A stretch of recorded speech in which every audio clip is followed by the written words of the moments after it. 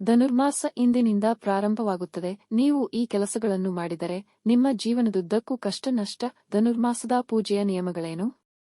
ಧನುರ್ಮಾಸವು ಸೂರ್ಯನು ಧನು ರಾಶಿಗೆ ಪ್ರವೇಶಿಸುವ ತಿಂಗಳು. ಈ ತಿಂಗಳ 16ನೇ ಸೋಮವಾರದಿಂದ ಧನುರ್ಮಾಸ ಆರಂಭವಾಗಲಿದೆ. ಧನು ಸಂಕ್ರಾಂತಿಯ ಸಮಯದಲ್ಲಿ ಭಗವಾನ್ ವಿಷ್ಣುವಿಗೆ ವಿಶೇಷ ಪೂಜೆಗಳನ್ನು ಮಾಡಲಾಗುತ್ತದೆ. ಅಲ್ಲದೆ ಧನುರ್ಮಾಸದಲ್ಲಿ ಮಾಡುವ ಪೂಜೆಗಳು ವಿಶೇಷವಾದ ಪುಣ್ಯಫಲವನ್ನು ಪಡೆಯುತ್ತವೆ. ನಿಮ್ಮ ಎಲ್ಲಾ ಸಮಸ್ಯೆಗಳು ತಕ್ಷಣದಿಂದ ದೂರವಾಗಬೇಕೆಂದರೆ ಈ ಧನುರ್ಮಾಸದಲ್ಲಿ ವಿಷ್ಣುವಿನ ರೂಪವಾದ ವೆಂಕಟೇಶ್ವರನನ್ನು ಮತ್ತು ಲಕ್ಷ್ಮೀ ದೇವಿಯನ್ನು ಆರಾಧಿಸಿ. ಹಾಗೆಯೇ ಈ ವಿಡಿಯೋ ನೋಡುವ ಮೊದಲು ಓಂ ನಮೋ ನಾರಾಯಣಾಯ ಎಂದು ಒಂದು ಸಣ್ಣ ಕಾಮೆಂಟ್ ಮಾಡಿ. ಈ ಧನುರ್ಮಾಸ ಮಾಸಗಳು ಅತ್ಯಂತ ಮಂಗಳಕರ. ಈ ಧನುರ್ಮಾಸದಲ್ಲಿ ವಿಷ್ಣುವನ್ನು ಪೂಜಿಸುವುದರಿಂದ 1000 ವರ್ಷಗಳ ಕಾಲ ವಿಷ್ಣುವನ್ನು ಪೂಜಿಸಿದ ಪುಣ್ಯ ದೊರೆಯುತ್ತದೆ.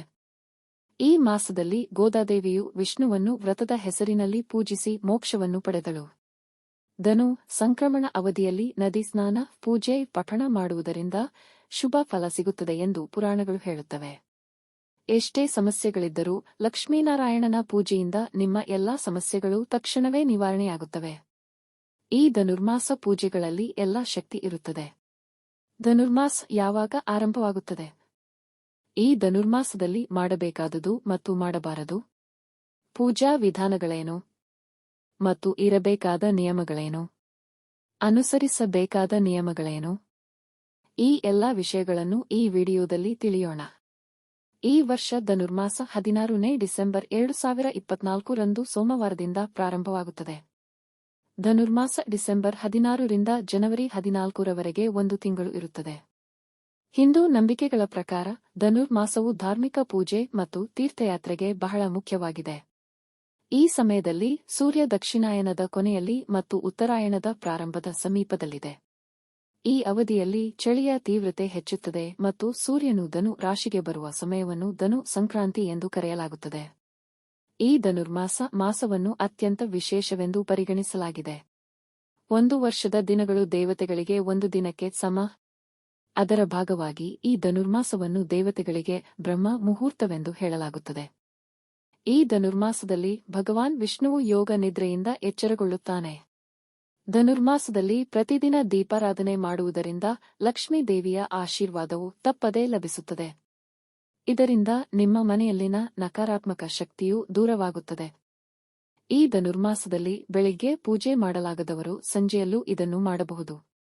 ಈ ಧನುರ್ಮಾಸ ಬ್ರಹ್ಮಮುಹೂರ್ತದಲ್ಲಿ ಎಲ್ಲಾ ದೇವತೆಗಳು ಭೂಮಿಯಲ್ಲಿ ಸಂಚರಿಸುತ್ತಾರೆ. ಹಾಗಾಗಿ ಡಿಸೆಂಬರ್ 16 ರಿಂದ ಜನವರಿ 14 ರವರೆಗೆ ಬೆಳಗಿನ ಪೂಜೆಯು ಪ್ರಚಂಡ ಧನಯೋಗವನ್ನು ತರುತ್ತದೆ. ಹಾಗೆಯೇ ಸಂಜೆ ಮಾಡುವ ಪೂಜೆಗಳಿಗೂ ವಿಶೇಷವಾದ ಪುಣ್ಯಫಲ ಸಿಗುತ್ತದೆ. ಈ ಧನುರ್ಮಾಸದಲ್ಲಿ ಪೂಜೆ ಮಾಡುವವರು ಮುಂಜಾನೆಯೇ ಎದ್ದು ಗೃಹ ಪ್ರವೇಶವನ್ನು ಶುಚಿಗೊಳಿಸಿ, ಮನೆಯ ಮುಂಭಾಗವನ್ನು ಶುಚಿಗೊಳಿಸಿ, ಶುಚಿಯಾಗಿ ತಲೆಸ್ನಾನವನ್ನು ಮಾಡಿ, ಮನೆಯಲ್ಲೆಲ್ಲ ಅರಿಶಿನ ನೀರನ್ನು ಚಿಮುಕಿಸಿ, ಅರಿಶಿನ ಕುಂಕುಮವನ್ನು ಹೊಸ್ತಿಲಿಗೆ ಹಾಕಬೇಕು. ಈ ಧನುರ್ಮಾಸ ಮುಗಿಯುವವರೆಗೆ ಲಕ್ಷ್ಮೀನಾರಾಯಣ, ಲಕ್ಷ್ಮೀ ನರಸಿಂಹಸ್ವಾಮಿ, ಶ್ರೀರಾಮಚಂದ್ರಮೂರ್ತಿ ಅಥವಾ ಶ್ರೀಕೃಷ್ಣ ಪರಮಾತ್ಮ ಅಥವಾ ವೆಂಕಟೇಶ್ವರ ಸ್ವಾಮಿ ಫೋಟೋ ಇಲ್ಲದವರು ಮನೆಯಲ್ಲಿ ವಿಷ್ಣುವಿನ ಯಾವುದಾದರೊಂದು ರೂಪವನ್ನು ಇಟ್ಟುಕೊಂಡು ಪ್ರತಿದಿನ ಪಂಚಾಮೃತಗಳಿಂದ ಅಭಿಷೇಕ ಮಾಡಬೇಕು. ಅವರು ಅಕಾಲಿಕ ಮರಣದ ದೋಷಗಳನ್ನು ತೊಡೆದುಹಾಕುತ್ತಾರೆ ಮತ್ತು ಪೂರ್ಣ ಜೀವನ ಆರೋಗ್ಯವನ್ನು ಪಡೆಯುತ್ತಾರೆ. ಈ ಧನುರ್ಮಾಸ ಮುಗಿಯುವವರೆಗೆ ಸ್ವಾಮಿಗೆ ಸ್ವಲ್ಪ ಹಾಲು, ಮೊಸರು, ಸ್ವಲ್ಪ ತುಪ್ಪ, ಜೇನುತುಪ್ಪ ಮತ್ತು ಸಕ್ಕರೆಯನ್ನು ಹಾಕಿ ಸ್ವಾಮಿಗೆ ಚೆನ್ನಾಗಿ ಅಭಿಷೇಕ ಮಾಡಿ ಸ್ವಲ್ಪ ಚಂದನ ಮತ್ತು ಕುಂಕುಮವನ್ನು ಹಾಕಿ. ಭಗವಂತನಿಗೆ ಒಂದು ತುಳಸಿ ದಳವನ್ನು ಅರ್ಪಿಸಿ ಧೂಪ ಮತ್ತು ದೀಪದ ನೈವೇದ್ಯದಿಂದ ಭಗವಂತನನ್ನು ಪೂಜಿಸಿ ಭಗವಂತನಿಗೆ ನಮಸ್ಕಾರಗಳನ್ನು ಸಲ್ಲಿಸಿ ಓದಲು ಬರುವವರು ವಿಷ್ಣುವಿನ ಸಹಸ್ರನಾಮಗಳನ್ನು ಪಠಿಸಬಹುದು. ಇಲ್ಲದಿದ್ದರೆ ಅವರು ಗೋವಿಂದನ ನಾಮಗಳನ್ನು ಸಹ ಹೇಳಬಹುದು. ಇದನ್ನು ಮಾಡುವವರಿಗೆ ಶ್ರೀಮನ್ನಾರಾಯಣನು ಅಕಾಲಿಕ ಮರಣದ ದುಃಖಗಳನ್ನು ತಡೆದು ದೀರ್ಘಾಯುಷ್ಯವನ್ನು ನೀಡುತ್ತಾನೆ. ಈ ಧನುರ್ಮಾಸದಲ್ಲಿ ವೆಂಕಟೇಶ್ವರ ಹಾಗೂ ಲಕ್ಷ್ಮೀ ದೇವಿಯನ್ನು ವಿಶೇಷವಾಗಿ ಪೂಜಿಸಬೇಕು. ಧನುರ್ಮಾಸದಲ್ಲಿ ಭಗವಾನ್ ವೆಂಕಟೇಶ್ವರನನ್ನು ಪೂಜಿಸುವ ಭಕ್ತರು ವೆಂಕಟೇಶ್ವರನಿಗೆ ತುಳಸಿಗಳನ್ನು ಅರ್ಪಿಸುತ್ತಾರೆ ಮತ್ತು ನಿಮ್ಮ ಎಲ್ಲಾ ತೊಂದರೆಗಳು ದೂರವಾಗುತ್ತವೆ. ಆದುದರಿಂದ ಈ ಮಾಸದ ಆರಾಧಕರು ನಿಮ್ಮ ಪೂಜಾ ಕೋಣೆಯಲ್ಲಿ ವೆಂಕಟೇಶ್ವರ ಸ್ವಾಮಿಯ ಚಿತ್ರಕ್ಕೆ ತುಳಸಿಮಾಲೆಯನ್ನು ಇಟ್ಟು ಪೂಜೆ ಮಾಡಿ. ಈ ಧನುರ್ಮಾಸದಲ್ಲಿ ಯಾರು ಶ್ರೀ ಮಹಾವಿಷ್ಣುವಿನ ಸನ್ನಿಧಾನಕ್ಕೆ ಹೋಗುತ್ತಾರೆ ಅವರು ತುಳಸಿಮಾಲೆಯನ್ನು ಅರ್ಪಿಸಿದರೆ ಅಭೀಷ್ಟ ಸಿದ್ಧಿ ಸಿಗುತ್ತದೆ. ನ್ಯಾಯದ ಆಸೆಗಳು ಈಡೇರುತ್ತವೆ. ಆದ್ದರಿಂದ ಈ ಧನುರ್ಮಾಸದಲ್ಲಿ ವಿಷ್ಣು ಅಥವಾ ವೆಂಕಟೇಶ್ವರನಿಗೆ ತುಳಸಿಗಳನ್ನು ಅರ್ಪಿಸಬೇಕು. ಪ್ರತಿ ಬಾರಿಯೂ ತುಳಸಿ ತರಲು ಸಾಧ್ಯವಾಗದವರು ಸ್ವಾಮಿಯ ಚಿತ್ರ, ಪ್ರತಿಮೆ ಅಥವಾ ಸಾಲಗ್ರಾಮದ ಮೇಲೆ ಕನಿಷ್ಠ ಒಂದು ತುಳಸಿ ದಳವನ್ನಾದರೂ ಇಟ್ಟು ಜೈ ಶ್ರೀಮನ್ನಾರಾಯಣ ಎಂದು ನಮಸ್ಕಾರ ಮಾಡಿದರೆ ನಿಮ್ಮ ಪುಣ್ಯದ ಇಷ್ಟಾರ್ಥಗಳು ಖಂಡಿತ ಈಡೇರುತ್ತವೆ. ಮದುವೆಯಾಗದೇ ಇರುವವರು ಮದುವೆಯಾಗಲು ಬಯಸುವವರು ಮಾಡಬಹುದು. ಮಕ್ಕಳಿಲ್ಲದವರು ಮಕ್ಕಳನ್ನು ಹೊಂದಲು ಬಯಸುವವರು ಮಾಡಬಹುದು. ನಿರುದ್ಯೋಗಿಗಳು ಉದ್ಯೋಗ ಪಡೆಯಲು ಬಯಸುವವರು ಮಾಡಬಹುದು. ಮನೆಯಿಲ್ಲದವರು ಸ್ವಂತ ಮನೆ ಕಟ್ಟಲು ಬಯಸುವವರು ಮಾಡಬಹುದು. ಆ ಶ್ರೀಮಹಾವಿಷ್ಣುವು ನಿಮ್ಮ ಸದಾಚಾರವನ್ನು ಯಾವುದೇ ಹಿಂಜರಿಕೆಯಿಲ್ಲದೆ ಪೂರೈಸುವನು. ಬಾಳೆಹಣ್ಣು, ಪರಮಾನ್ನಂ ಅಥವಾ ಬೆಲ್ಲವನ್ನು ಪೂಜೆಯಲ್ಲಿ ನೈವೇದ್ಯವಾಗಿ ವರದಿ ಮಾಡಬೇಕು. ಈ ಧನುರ್ಮಾಸದಲ್ಲಿ ಬರುವ ಶನಿವಾರಗಳು ಅತ್ಯಂತ ಮಂಗಳಕರ. ಆದ್ದರಿಂದ ಪ್ರತಿ ಶನಿವಾರ ಹಿಟ್ಟಿನ ದೀಪಗಳನ್ನು ಬೆಳಗಿಸಿ ವೆಂಕಟೇಶ್ವರನನ್ನು ಪೂಜಿಸಬೇಕು. ಪ್ರತಿ ಶುಕ್ರವಾರದಂದು ಲಕ್ಷ್ಮೀ ದೇವಿಯನ್ನು ಕೆಂಪು ಗುಲಾಬಿಯಿಂದ ಪೂಜಿಸುವುದು. ಹೂವುಗಳು ಅಥವಾ ಕಮಲದ ಹೂವುಗಳು ನಿಮಗೆ ಅಪಾರ ಧನಯೋಗವನ್ನು ತರುತ್ತವೆ. ಜೊತೆಗೆ ನೀವು ಐಷಾರಾಮಿ ಜೀವನವನ್ನು ನಡೆಸುತ್ತೀರಿ. ಧನುರ್ಮಾಸದಲ್ಲಿ ಪೂಜೆ ಮಾಡಲು ಸಾಧ್ಯವಾಗದವರು ಈ ಧನುರ್ಮಾಸದ ಪ್ರತಿ ಶನಿವಾರದಂದು ವೆಂಕಟೇಶ್ವರ ದೇವರನ್ನು ಪೂಜಿಸಿದರೆ ಹೆಚ್ಚಿನ ಪುಣ್ಯ ಸಿಗುತ್ತದೆ. ಈ ಧನುರ್ಮಾಸವನ್ನು ಸೂರ್ಯ ಮಾಸ ಎಂದು ಕರೆಯುತ್ತಾರೆ, ಏಕೆಂದರೆ ಈ ಧನುರ್ಮಾಸವನ್ನು ಶನಿಗೆ ಸಂಬಂಧಿಸಿದ್ದು ಎಂದು ಪರಿಗಣಿಸಲಾಗಿದೆ. ಅಲ್ಲದೆ ಈ ಅವಧಿಯಲ್ಲಿ ಸೂರ್ಯನು ಧನು ರಾಶಿಯಿಂದ ಮಕರ ರಾಶಿಗೆ ಚಲಿಸುತ್ತಾನೆ. ಶಾಸ್ತ್ರದಲ್ಲಿ ಗುರುವು ಮೀನರಾಶಿಯಲ್ಲಿದ್ದಾಗ, ಸೂರ್ಯನು ಮೀನರಾಶಿಯಲ್ಲಿದ್ದಾಗ, ಧನುರಾಶಿಯಲ್ಲಿದ್ದಾಗ ಯಾವುದೇ ಶುಭ ಕಾರ್ಯವನ್ನು ಮಾಡಬಾರದು. ಆದ್ದರಿಂದ ಈ ಶೂನ್ಯ ಮಾಸದಲ್ಲಿ, ಅಂದರೆ ಈ ಧನುರ್ಮಾಸದಲ್ಲಿ ಕೆಲವು ಕೆಲಸಗಳನ್ನು 1 ತಿಂಗಳ ಕಾಲ ಮಾಡಲೇಬಾರದು. ಹಾಗೆ ಮಾಡಿದರೆ ಜೀವನ ಪರ್ಯಂತ ನರಳಬೇಕಾಗುತ್ತದೆ. ಈ ಧನುರ್ಮಾಸದಲ್ಲಿ ಮದುವೆ ಮಾಡಬಾರದು. ಮಕ್ಕಳಿಗೆ ನಾಮಕರಣ ಶಾಸ್ತ್ರ ಮಾಡಬಾರದು. ಅಲ್ಲದೆ ಯಾವುದೇ ಹೊಸ ಮನೆ ಗೃಹ ಪ್ರವೇಶ ಮಾಡಬಾರದು. ಈ ಧನುರ್ಮಾಸದಲ್ಲಿ ಹೊಸ ಮನೆ ಕಟ್ಟಬೇಡಿ. ಅಲ್ಲದೆ ಮನೆ ನಿವೇಶನಗಳನ್ನು ಖರೀದಿಸಬೇಡಿ. ಯಾವುದೇ ಹೊಸ ಉದ್ಯಮಗಳನ್ನು ಪ್ರಾರಂಭಿಸಬಾರದು. ಈ ತಿಂಗಳು ಶುಭ ಕಾರ್ಯಗಳನ್ನು ಮುಂದೂಡಬೇಕು. ಈ ಧನುರ್ಮಾಸದಲ್ಲಿ ಮದುವೆಯಾದರೆ ನಿಮ್ಮ ದಾಂಪತ್ಯ ಜೀವನದಲ್ಲಿ ಅಡೆತಡೆಗಳು ಎದುರಾಗುತ್ತವೆ. ಹಾಗೆಯೇ ಈ ಮಾಸದಲ್ಲಿ ಹೊಸ ಮನೆಗೆ ಬಂದರೆ ನಿಮ್ಮ ಸಂಸಾರದಲ್ಲಿ ಸಮಸ್ಯೆಗಳಿರುತ್ತವೆ.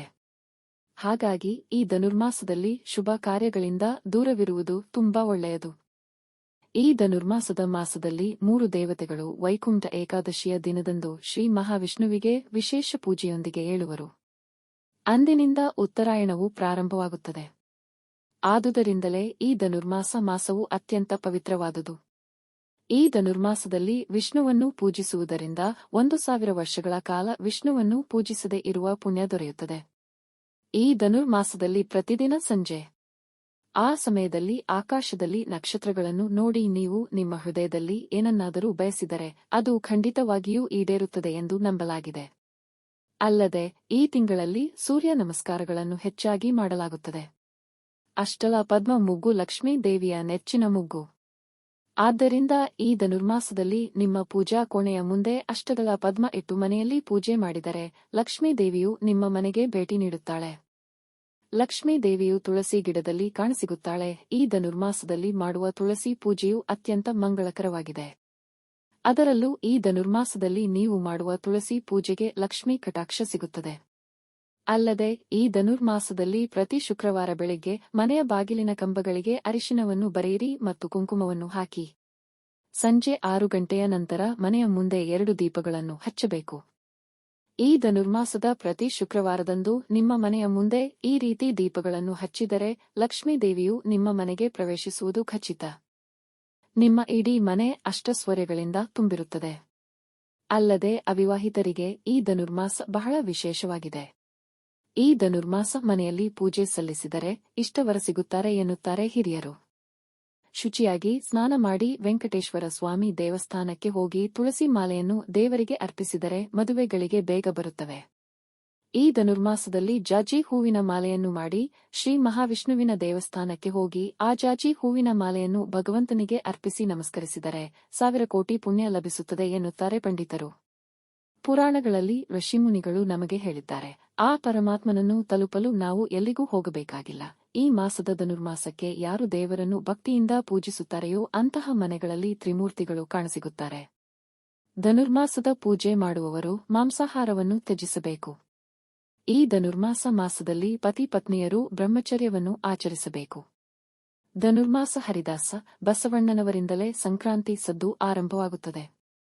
7 ಬೆಟ್ಟಗಳ ವೆಂಕಟೇಶ್ವರ ಸ್ವಾಮಿಯು ಗೀತ ಗೋವಿಂದ ನಾದವನ್ನು ಕೇಳುತ್ತಾ ಭಾವಪರವಶನಾಗುತ್ತಾನೆ. ಅದಕ್ಕಾಗಿಯೇ ಧನುರ್ಮಾಸದಲ್ಲಿ ತೆಲುಗು ರಾಜ್ಯಗಳಲ್ಲಿ ವಿಷ್ಣುಮೂರ್ತಿ ದೇವಾಲಯಗಳಲ್ಲಿ ತ್ರಿಪುರವಾಯಿ ಕೇಳಿಸುತ್ತದೆ. ಹಾಗೆಯೇ ಧನು ಮಾಸವಿಡೀ ಮಹಾವಿಷ್ಣುವಿನ ಕಥೆಗಳನ್ನು ಓದುವುದು ತುಂಬಾ ಶ್ರೇಯಸ್ಕರ.